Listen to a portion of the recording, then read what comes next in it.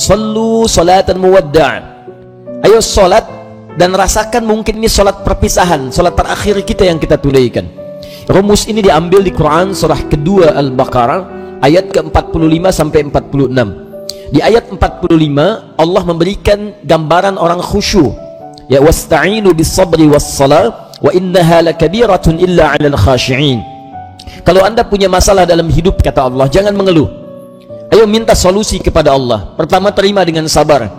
Menerima dengan sabar memberikan ketentraman pada jiwa. Minimal jiwa tenang dulu walaupun solusi belum datang. Jiwa yang gelisah hanya akan menghadirkan keresahan dan sikap yang tidak penting, sehingga melahirkan hal-hal yang tidak kondusif. Nah, kata Quran, sabar dulu, terima. Ini ujian. Tidak mungkin Allah menguji seseorang yang tidak sanggup menerimanya.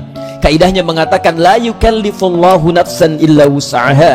Allah hanya akan menguji seorang hamba kalau dia sanggup menerimanya. Kalau Anda sekarang bawa masalah yang sangat besar, itu hanya Anda yang sanggup, yang lain tidak. Makanya Anda yang diuji, bukan orang lain. Terima dengan sabar, ada pahala di dalamnya. Bukankah Anda ingin dekat dengan Allah? Dekat dengan Allah itu kuncinya kesabaran. Karena itu Allah firmankan, innallaha ma'as sabirin. Quran surah kedua ayat 153. Sabar itu adalah kalimat pembuka ucapan selamat dari malaikat ketika menyambut para ahli surga. Bukankah Anda ingin masuk surga? Maka di Quran surah ke-13 ayat ke-24, malaikat disebutkan dalam Quran menyambut ahli surga pertama kali dengan kalimat sabar. Salamun alaikum bima sabartum fa ni'ma uqbad dar.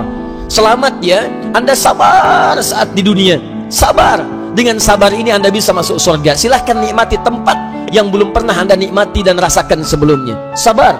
Dan sabar itu selalu bersanding dengan ujian. Quran surah kedua Al-Baqarah ayat 155. Ya, walanabluwannakum bisyai'in minal khauf wal ju' wa naqsin minal amwal wal anfus wath thamarat wa basyiris sabirin.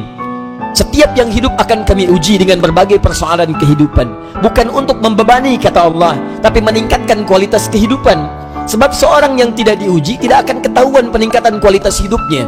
Anak SD yang tidak ujian sulit bagaimana mengukur kapasitas ilmunya untuk layak masuk SMP. Anak SMP yang tidak ikut ujian sulit diukur apakah kualitas keilmuannya bisa nggak masuk dia ke SMA. Demikian dalam hidup, ketika kita diuji, hakikatnya Allah ingin meningkatkan kualitas kehidupan, bukan ingin membebani hidup kita menjadi banyak dengan persoalan. Ada yang gelisah, kata Quran. Ada yang kemudian berkurang harta benda. Ada yang makanannya kemudian belum didapati. Ada yang sakit sampai dengan wafat. Ada yang proyeknya mungkin diambil oleh orang lain. Tapi kata Allah, berbahagialah ketika Anda diuji dengan itu semua. Hal yang Anda lakukan pertama kali adalah sabar. Wa basyiris sabirin, sabar.